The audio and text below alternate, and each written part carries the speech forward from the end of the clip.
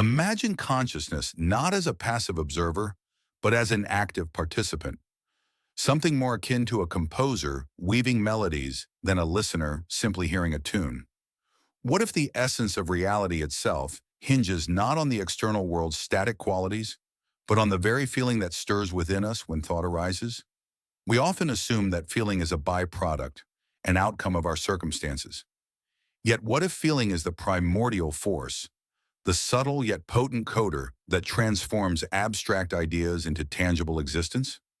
Consider the process of manifestation not as a mystical phenomenon, but as an emergent property of a deeply integrated system. Thoughts alone, when left unembellished by feeling, float like incomplete sentences on the surface of awareness. It is feeling that gives these thoughts their syntax, their capacity to unfold into concrete experience.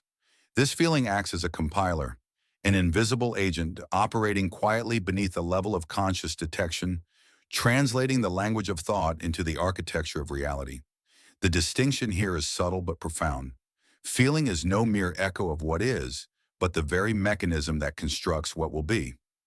Pause with this idea for a moment. What does it mean to say that feeling compiles thought into reality? It challenges the linear narrative we typically hold, that external events cause internal reactions, turning it on its head. Instead, feeling is the intermediary field, a creative field, shaping and curating the threads of thought before they manifest.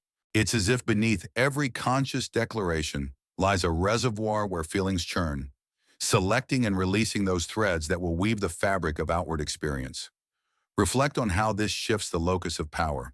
It suggests that our internal landscape, particularly the domain of feeling, is not simply reflective, but generative.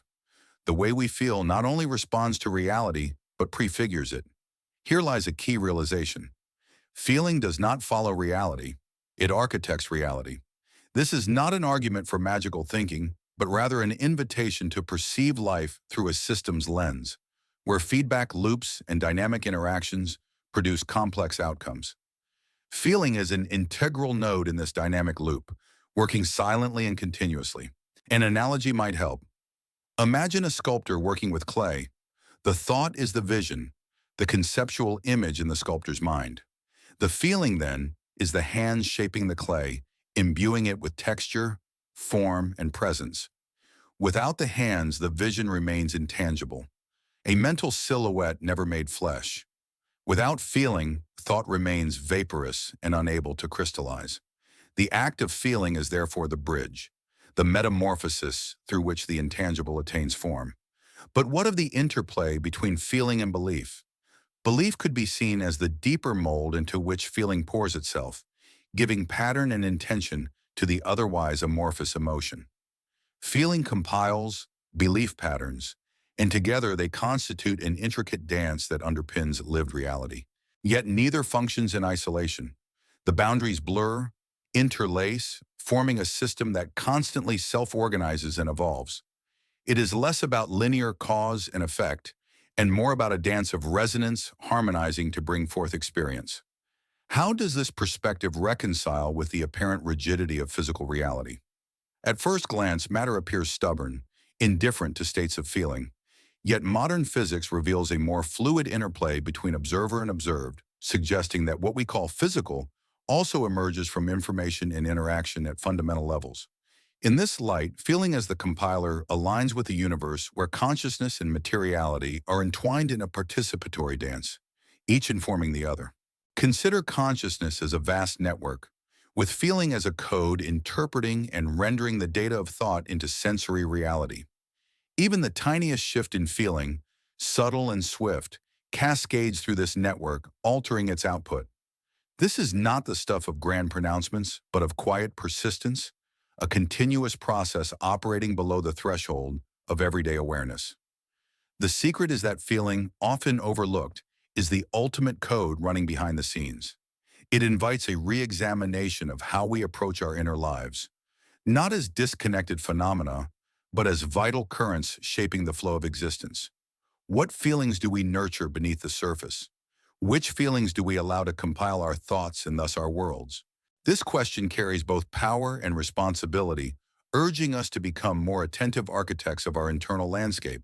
Beyond individual experience, this model gestures toward a collective dimension. If feeling compiles thought into reality on a personal level, what patterns emerge when a collective field of feeling converges? How might societal realities be understood as expressions not only of material factors, but also of collective emotional compilers, the unseen scriptwriters of shared existence? This opens a space where science, philosophy, and lived experience overlap, where feeling is neither dismissed as ephemeral nor enshrined as dogmatic truth, but explored as a critical player in the unfolding story of reality. The mystery remains. Feeling compiles thought, yet the language of this compilation often eludes our grasp. It manifests more as a knowing than a narrative, a sense more than a concept. Allow this thought to hover, ungrasped, and see what it reveals in the spaces between certainty and speculation. Perhaps in recognizing feeling as the secret compiler, we glimpse a shift not just in what we know, but in how we relate to the very process of being.